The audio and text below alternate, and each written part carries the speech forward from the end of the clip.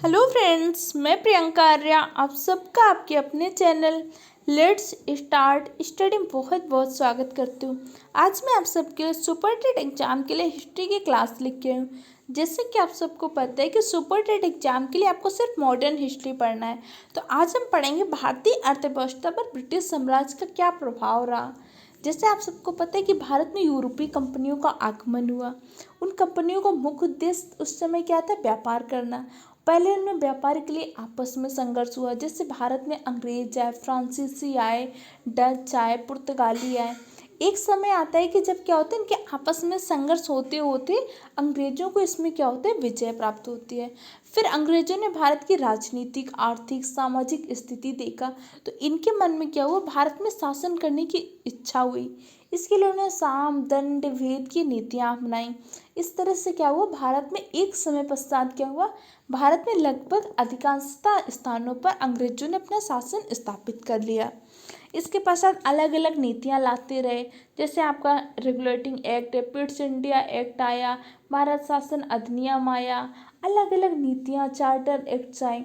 ये सारी नीतियां आती रहीं। एक समय पश्चात क्या होता है कि भारत की जनता के मन में स्वतंत्रता की भावना का जन्म होता है। अलग अलग विद्रोह होते हैं। जैसे कूका आंदोलन हुआ, बहावी आंदोलन हुआ, सन्यासी विद्रोह हुआ, वेल्लोर विद्रोह हुआ। अलग अलग विद्रोह होते हैं। विभिन्न सामाजिक धार्मिक संस्थाएं आती हैं। यह सबका प्रभाव भारत के समाज पे क्या पड़ रहा था, हमारी अर्थव्यवस्था पे क्या प्रभाव पड़ रहा था, इन सब के बारे में आज की वीडियो में जानेंगे। अगर आपने अभी तक इसके पहले की वीडियो नहीं देखी, जैसे कूका आंदोलन क्या होता है, सन्यासी विद्रोह क्या होता है, 1857 का विद्रोह क्या हुआ था, तो अगर आपने नहीं देखा तो हमारे चैनल के प्लेलिस्ट में जाइए, वहाँ से जाकर उस वीडियो को देख लीजिए। अब हम पढ़ते हैं भारतीय अर्थव्यवस्था पर ब्रिटिश साम्राज्य का क्या प्रभाव पड़ा। क्योंकि आपको पता है कि जैसे क्या होता है, कंपनी का शासन रहता है। कंपनी का शासन आपका कब तक रहता है? 1857 तक। 1857 में क्या होता है, कंपनी का शासन समाप्त करके ब्रिटिश सरकार का प्रत्यक्ष शासन प्रारंभ हो जाता है। लेकिन उससे पहले तक अलग अलग नीतियाँ आती रहीं, जिसमें भारतीयों का दमन हो रहा था प्रत्येक क्षेत्र पे, सामाजिक रूप से, आर्थिक रूप से, राजनीतिक रूप से। इन सब से क्या होता है, लोगों के मन में विद्रोह की भावना का जन्म होने लगा था। इन्हीं सब के आधार पे उन्होंने हमारी अर्थव्यवस्था को भी बहुत ज़्यादा तहस नहस कर रखा था। तो जैसे अगर अंग्रेजों ने भारत में क्या किया था, उपनिवेशवाद स्थापित किया था। उपनिवेशवाद का तात्पर्य क्या होता है, जो ये क्या कर रहे थे, भारत में अपना आर्थिक रूप से विस्तार कर रहे थे। जैसे सीमा का विस्तार होता है, उसी प्रकार से क्या होता है, आर्थिक रूप से विस्तार कर रहे थे अंग्रेज। यहाँ से जो भी धन कमाते थे, जो भी लगान लेते थे, ये जिस भी तरह से धन कमाते थे, उस धन का प्रयोग कहाँ पे करते थे, अपने देश में जाके विकास करते थे। तो अंग्रेजों में और जैसे बाबर बाबर भी तो बाहर से आया था, तो इन दोनों के मत में अंतर क्या हुआ, अंग्रेजों के प्रति भारतीयों के मन में विद्रोह की भावना का जन्म क्यों हुआ, अलग अलग विद्रोह क्यों हुए। ऐसे विद्रोह हमारे मुगल शासन में जैसे बाबर था, तो उसके समय में ऐसे विद्रोह क्यों नहीं हुए, वो भी तो बाहर से आया था भारत में, उसने सत्ता स्थापित कर ली, तो लोगों ने उसका विरोध क्यों नहीं किया, क्यों विद्रोह नहीं हुए। आपके मन में प्रश्न उठना होगा, क्योंकि जो बाबर था, ठीक है, अब बाबर ने क्या किया, भारत में अपनी सत्ता स्थापित कर ली, मुगल वंश की स्थापना कर दी। फिर उसने क्या किया, उपनिवेशवाद नहीं किया। उसने ऐसा कुछ नहीं किया कि भारत में लगान ले लो, भारत में शासन ले लो, यहाँ से जो भी काम हो अपने देश में लेके जाके वहाँ विकास काम करें, वहाँ योजनाएं लागू करें। उसने फिर जो कुछ भी किया, जो भी विकास काम किया, जो भी योजनाएं बनाई, जो भी लगान किया, इन्हीं लोगों से लगान लिया, इन्हीं के विकास के लिए पैसा भी खर्च किया। इसलिए भारतीयों के मन में उनके प्रति कोई असंतोष की भावना का जन्म नहीं हुआ। लेकिन अंग्रेज क्या कर रहे थे, अंग्रेज उपनिवेशवाद की नीति अपना रहे थे। वो भारत में कोई भी जो विकास कर रहे थे, भारत की जनता को ध्यान में रख के नहीं कर रहे थे। जैसे अंग्रेजों ने क्या किया, रेल का निर्माण किया, शिक्षा पद्धति पे धन लगाया, तो उनका मुख्य उद्देश्य क्या था, अपना विकास करने के लिए। उन्होंने भारतीयों के विकास को ध्यान में नहीं रखा कि हम भारतीयों के लिए रेल बना दें।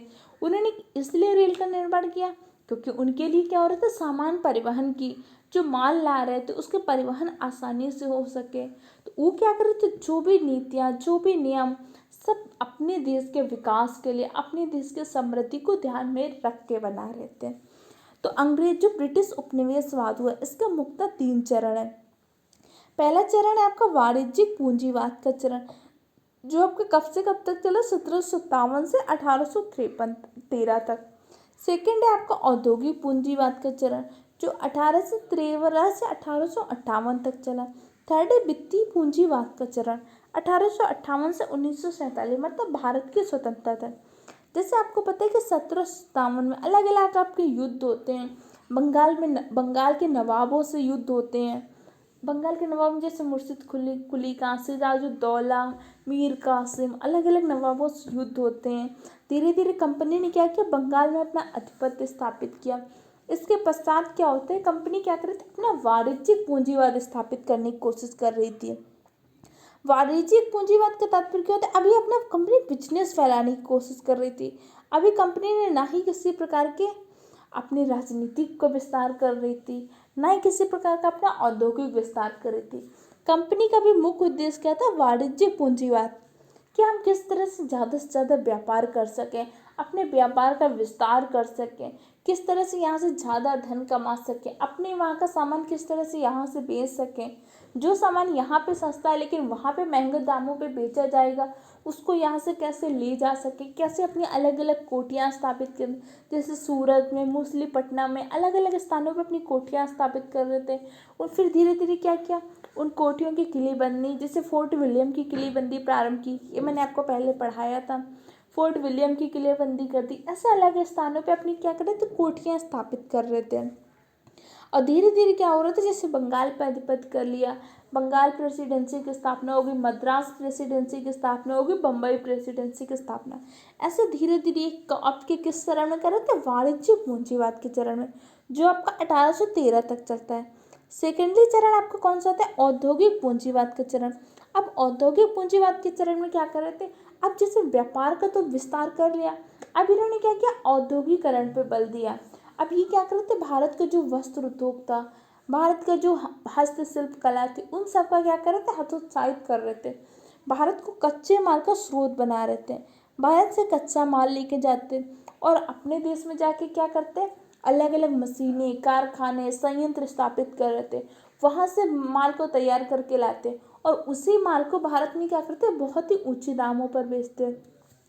एक तो माल क्या होते थे, भारत के जो वस्त्र उद्योग, जो हस्तशिल्प कला से करते थे, एक तो उनसे सस्ते भी हो जाते थे, और सेकेंडली क्या हो रहा, तो बहुत अच्छे होते थे। हाथ से बने हुए वस्त्र के अपेक्षा मशीन के बने वस्त्र कैसे होते थे, दिखने में भी अच्छे होते थे, और थोड़े से उपयोगी भी होते थे, और सस्ते भी होते थे। तो इससे क्या हो रहा था, भारत का व्यापार को नष्ट कर रहे थे। वो भारत को सिर्फ क्या कर रहे थे, कच्चे माल का स्रोत बना रहे थे। भारत ने जबरदस्ती जैसे नील खेती प्रारंभ करवा रहे थे, तिनकटिया प्रथा, ददनी प्रथा, ऐसे अलग अलग प्रथाओं का प्रारंभ कर रहे थे। तीसरा आपका चरण कौन सा होता है, वित्तीय पूंजीवाद का चरण। अब वित्तीय पूंजीवाद का चरण कब से होता है, 1858 से 1947। जैसे आपको पता है 1857 का आपका विद्रोह होता है। अब 1857 के विद्रोह के पश्चात क्या होता है, कंपनी का शासन समाप्त कर दिया जाता है। कंपनी का शासन समाप्त करने के पश्चात क्या करते हैं, ब्रिटिश सरकार क्राउन शासन को प्रत्यक्ष रूप से प्रारंभ होता है। अब जब आपका ब्रिटिश सरकार का प्रत्यक्ष रूप से प्रारंभ होता है, तो ब्रिटिश सरकार ने अब क्या किया, अब वित्तीय पूंजीवाद का पे ध्यान दिया कि हमें किस तरह से अधिक धन कमाना है। अलग अलग लगाने बढ़ा रहे थे, अलग अलग चीज़ें कर रहे थे। अब उनका मुख्य उद्देश्य क्या था, वो बहुत अच्छे तरीके से धन कमाने पे। फिर 3 चरण हो, जिसपे उन्होंने अपने उपनिवेशवाद के चरण स्थापित किए। इसका हमारी अर्थव्यवस्था में क्या प्रभाव पड़े, इसके बारे में चलिए डिस्कस करते हैं। हमारा पहला चरण कौन सा, वाणिज्यिक पूंजीवाद का चरण। वाणिज्यिक पूंजीवाद का चरण कब से कब तक चला, तो 1757 से 1813 तक आपका ये चरण चला। इसमें कौन से प्रमुख कार्य हुए, इसके बारे में डिस्कस करते हैं। आप नोट्स जरूर बनाते रहिए साथ में, क्योंकि जो इंपॉर्टेंट पॉइंट आपको लगे उसको एक बार अपनी कॉपी में नोट करते रहिए। ओके। व्यापारिक एकाधिकार प्राप्त करना। अब सबसे पहला काम क्या किया कंपनी ने, व्यापारिक एकाधिकार प्राप्त किया। कंपनी क्या कर रही थी, व्यापार के लिए अपने एकाधिकार कर रही थी कि इस चीज़ का तो व्यापार सिर्फ हम करेंगे। जैसे मसालों का व्यापार हम करेंगे, इसका व्यापार सिर्फ हम करेंगे। कि जिस चीज़ में ज़्यादा मुनाफा हो रहा था, कंपनी क्या कर रही थी, उस पर एकाधिकार प्रारंभ कर रही थी। अब यहाँ पे आपको एक क्वेश्चन का आंसर कमेंट बॉक्स में देना है कि दस्तक क्या होता है। मैंने आपको समझाया था कि दस्तक क्या होता है। दस्तक के प्रयोग का अधिकार किस मुगल शासक ने अंग्रेजों को दिया था। इस क्वेश्चन का आंसर आप कमेंट बॉक्स में बताइए। अब दूसरा क्या हुआ कि कम मूल्य पर वस्तुओं को खरीदना। अब सेकेंडली क्या कर रहे थे, जब व्यापार के पे वो कर रहे थे पूरा, तो क्या कर रहे थे, भारत से वस्तुओं को कम मूल्य पर खरीद रहे थे। मतलब भारत से बहुत सारी चीज़ें कच्चा माल के रूप में ले रहे थे। अभी उन्होंने कच्चा माल का स्रोत नहीं बनाया, लेकिन यहाँ से बहुत सारी वस्तुएं क्या कर रहे थे, कम मूल्य पर खरीद रहे थे। जैसे भारत के मसाले सस्ते थे, तो यहाँ से मसाले ले जाके अपने देश में बहुत ही ऊंचे दामों पर बेच रहे थे। ऐसी बहुत सारी वस्तुएं थी जिसे कम मूल्य पर वस्तुओं को खरीद रहे थे, अधिक दाम पर फिर अपने देश में जाकर क्या कर रहे थे, बेच रहे थे। दूसरा क्या हुआ, राजनीतिक एकाधिकार प्राप्त करना। धीरे धीरे क्या कर रहे थे, राजनीति में भी एकाधिकार प्राप्त कर रहे थे। जैसे मैंने आपको बताया क्या हुआ, आंग्ल युद्ध हुए, अलग अलग बंगाल के नवाबों के साथ हुए। बंगाल प्रेसिडेंसी अपने स्थापित कर ली, मुंबई प्रेसिडेंसी स्थापित कर ली, मद्रास प्रेसिडेंसी स्थापित कर ली। इसके अलावा अलग अलग राजाओं से संरक्षण भी प्राप्त कर रहे थे, या कुछ राजाओं से फिर धीरे धीरे राज हड़पने लगते हैं। जैसे राज हड़प नीति आएगी, विलय नीति आएगी, सहायक संधि आएगी, धीरे धीरे क्या कर रहे थे, राजनीतिक एकाधिकार प्राप्त कर रहे थे। सेकेंडली क्या होता है, आपका औद्योगिक पूंजीवाद का चरण होता है। औद्योगिक पूंजीवाद का चरण आप कब से कब तक चलता है, 1813 से 1858 तक औद्योगिक पूंजीवाद का चरण चलता है। अब आपका 1857 का इसी टाइम में विद्रोह होता है। 1857 के विद्रोह का मुख्य नेता किसको घोषित किया गया था, इसका आंसर कमेंट बॉक्स में दीजिए। अलग अलग, अगर आपने इसका वीडियो नहीं देखा तो हमारे चैनल की प्लेलिस्ट से जाके देख लीजिए। अब इस चरण में क्या मुख्य काम हुए जिसका हमारी अर्थव्यवस्था पर प्रभाव पड़ा। पहले क्या हुआ, चाय व चीन के साथ व्यापार एकाधिकार को छोड़कर अन्य एकाधिकार समाप्त हो गए। इसी टाइम पे क्या होता है, कंपनी का एक चार्टर आता है, उसमें कहा क्या गया, कंपनी के जो अभी तक व्यापारिक एकाधिकार थे, अब कंपनी के सारे व्यापारिक एकाधिकार समाप्त किए गए, लेकिन दो व्यापारिक एकाधिकार समाप्त नहीं किए गए। कौन कौन से, पहला तो एक चाय का व्यापार। चाय का व्यापार अभी भी सिर्फ ईस्ट इंडिया कंपनी करेगी। दूसरा, चीन देश के साथ व्यापार भी अभी सिर्फ क्या करेगी, ईस्ट इंडिया कंपनी। ये दोनों एकाधिकार छोड़ के बाकी सारे एकाधिकार क्या कर दिए गए, समाप्त कर दिए गए। दूसरे, भारतीयों से कच्चा माल लेने लगे। अब क्या कर रहे थे, भारतीयों से कच्चा माल लेने लगे। अभी पहले क्या कर रहे थे, जो माल यहाँ पे सस्ता था वो खरीद रहे थे और अपने दाम यहाँ पे जाके ऊंचे दामों पर बेच रहे थे। लेकिन अब क्या कर रहे थे, भारत को कच्चा माल का स्रोत बनाने लगे। जिससे भारतीयों से क्या करते थे, जबरदस्ती नील की खेती प्रारंभ करते, नील की खेती करते, नील की खेती नहीं करने पर उनको बाध्य करते। या कई बार क्या होता, जैसे ददनी प्रथा का प्रारंभ किया। ददनी प्रथा क्या होती थी, किसी भी जिस फसल को नहीं चाहिए होता था उस फसल के पहले अग्रिम पैरोगी दे देते, न्यूनतम धनराशि दे देते थे कि आपको न्यूनतम धनराशि दे रहे, आपको हमें ये फसल तैयार करके देनी है। एक तो भारतीय कृषक क्या थे, उनकी आर्थिक स्थिति तो इतनी अच्छी थी नहीं, वो क्या करते थे, अग्रिम पैरोगी जो देते थे न्यूनतम धनराशि के रूप में, उसको ले लेते थे। तो उनको क्या होता था, बात हो जाती थी कि उनको वही फसल करना है जो अंग्रेज उनसे करवाना चाहते थे। तीन खटिया प्रथा हो रही थी, जबरदस्ती नील की खेती प्रारंभ करवा रहे थे। क्योंकि नील की खेती से क्या हो रहा था कि कुछ समय पश्चात आपकी जो खेती होती थी बंजर हो जाती थी, इसलिए भारतीय कृषक नील की खेती करना नहीं चाहते थे, लेकिन जबरदस्ती कच्चा माल का स्रोत बना रहे थे भारत को। उपनिवेशवाद का एक चरण था, यहाँ से जो भी उन्हें चाहिए था कच्चा माल उगवा रहे थे। फिर जैसे वस्त्र के लिए कपास लेके जाते थे, वहाँ से अपने मशीनों के द्वारा बने हुए वस्त्र लाते थे। तो अब जो मशीनों से बने वस्त्र ला रहे थे, तो पहली बात तो क्या हो रही थी, उनके दाम भी कम थे, और दूसरे वो बहुत उपयोगी थे और बहुत ही थोड़े से देखने में अच्छे लगते थे। तो भारतीय जो दस्तकार थे, भारतीय हस्तशिल्प कलाएं थी, उन सब पर धीरे धीरे दमन हो रहा था, क्योंकि वस्त्र यहाँ सस्ते थे। तो सामान्यतः लोग क्या कर रहे थे, वही वस्त्र खरीद रहे थे। जो भारतीय कुछ व्यापारी बना भी रहे थे तो उनकी उतनी बिक्री नहीं हो पा रही थी, इसलिए उन्हें क्या हो रहा था, हानि हो रही थी। दूसरा क्या होता, भारतीयों का आर्थिक रूप से शोषण करने लगे थे। तीसरा, हस्तशिल्प कला का दमन कर रहे थे। जैसे मैंने भी आपको बताया कि जितनी भी हस्तशिल्प कला थी, जैसे भारत का वस्त्र उद्योग बहुत ही फेमस था, इन सब का धीरे धीरे क्या हो रहा था, दमन कर रहे थे। भारत में अलग अलग कलाएं थी, उन सब का भी धीरे धीरे दमन कर रहे थे, क्योंकि ना ही उन्हें कोई बढ़ावा दे रहे थे, ना ही उपयुक्त काम मिल पा रहा था, इसलिए धीरे धीरे क्या हो रहा था, वो सारी समाप्त हो रही थी। और शिक्षा का माध्यम अंग्रेजी भाषा को बनाया। इसी टाइम पे क्या होता है, लॉर्ड मैकाले आते हैं। लॉर्ड मैकाले ने अपनी एक थ्योरी देते हैं, फिल्ट्रेशन मेथड। कि क्या देते हैं, एक मेथड देती है। उन्होंने कहा कि शिक्षा को क्या करो, सिर्फ उच्च वर्ग तक दे दो, उसके बाद धीरे धीरे स्वतः ही छन के क्या हो जाएगी, निम्न वर्ग तक आ जाएगी। ये थ्योरी किसने दी थी, लॉर्ड मैकाले ने। और लॉर्ड मैकाले ने कहा कि हम शिक्षा का माध्यम क्या बनाना है, अंग्रेजी भाषा को बनाया। अब यहाँ पे भी जो काम कर रहे थे, भारतीयों की शिक्षा के लिए एक बजट निर्धारित किया कि इतना खर्च हम क्या करेंगे, भारतीयों को की शिक्षा व्यवस्था पर करेंगे। लेकिन यहाँ पे भी इनका उद्देश्य भारतीयों का विकास करना नहीं था, बल्कि उन्हें क्या चाहिए था, कुछ काम करने वाले कर्मचारी चाहिए था। जो हर कर्मचारी को अपने वहाँ से तो बुला नहीं सकते थे कि हर कर्मचारी ब्रिटिश सरकार से ही आए, वहीं से आए। इसलिए इन्हें क्या चाहिए था, कुछ ऐसे व्यक्ति चाहिए था जो एक तो क्या करें, अंग्रेजी सीख के उनका काम कर सकें, दूसरे उनकी चीज़ों का विकास करें, उनको मानने लगे, अंग्रेजी के वो क्या करें, अंग्रेजी का सम्मान करने लगे, समर्थन करने लगे। लेकिन यही चीज़ क्या हो जाएगी, उनके लिए विपरीत हो जाएगी, क्योंकि जब भारतीय अंग्रेजी पढ़ लेंगे, अंग्रेजी समझने लगेंगे, तो उन्हें समझ में आएगा कि हमारे साथ किस तरह का विद्रोह हो रहा है, जिससे किस तरह की भावनाएं, वो अपना अधिकार समझने लगते हैं, जिसके कारण क्या होता है, भारत में राष्ट्रीय आंदोलन होते हैं। तीसरा, भारत में रेलवे का विकास किया। अब रेलवे का विकास भी किस लिए किया था, क्योंकि उन्हें क्या हो रहा था, अपना जो परिवहन करना था, माल का आवागमन करने के लिए दिक्कत हो रही थी, इसलिए रेलवे का विकास किया गया। तीसरा चरण आपका है वित्तीय पूंजीवाद का चरण, जो आपका चलता है 1858 से 1947 तक। 1857 का विद्रोह होता है। इसके पश्चात आपका क्या होता है, भारत में क्राउन शासन प्रारंभ हो जाता है प्रत्यक्ष रूप से। अब कंपनी का क्या हो गया, शासन समाप्त हो जाता है। और ये शासन आपका कब से कब तक चलता है, भारत की स्वतंत्रता तक, 1947 तक। अब इसमें क्या हो, ब्रिटिश सरकार का प्रत्यक्ष शासन प्रारंभ हो गया। दूसरा, कृषकों पर लगान बढ़ा दिया। अब क्या कर रहे थे, कृषकों पर क्या करते, अलग अलग लगान बढ़ा रहे थे। जैसे इसी टाइम पे क्या होता है, बंगाल में अकाल पड़ जाता है। एक तो अकाल पड़ गया, तो ऊपर कृषकों पर क्या कर रहे थे, अलग अलग प्रकार का लगान बढ़ा दिया था।